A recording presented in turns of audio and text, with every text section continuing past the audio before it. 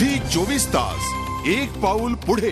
बातम्या सविस्तर पाहूया। बातमी सुरुवातीला मध्य रेल्वेच्या प्रवाशांसाठी मध्य रेल्वेवर टिटवाळा आणि आंबिवले स्थानकांदरम्यान रुळाला तडा गेल्याचं पहाटे लक्षात आलं। त्यामुळे कसारा ते कल्याण या दरम्यान अप मार्गावरची वाहतूक मंद गतीनं सुरू होती। 8च्या सुमारास दुरुस्तीचं काम पूर्ण झालं असलं तरी याचा परिणाम काही काळ राहण्याची शक्यता आहे।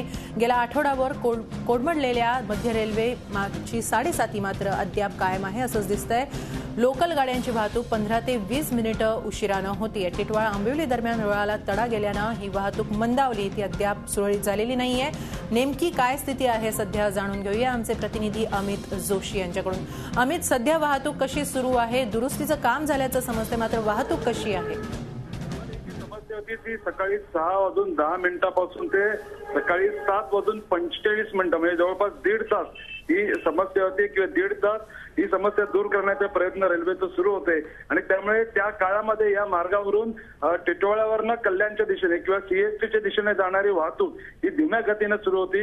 आता ही समस्या सोडवण्यात आली असली तरी अनेक गाड्या या धीम्या गतीने या कल्याणच्या पुढे गेल्यामुळे थोडाफार फरक हा वेळापत्रकावर पडलेला आहे। त्याच्यामुळे मध्य रेल्वेची वाहतूक ही साधारण 15 मिनिटं उशिराने धावत असल्याचं चित्र दिसत आहे।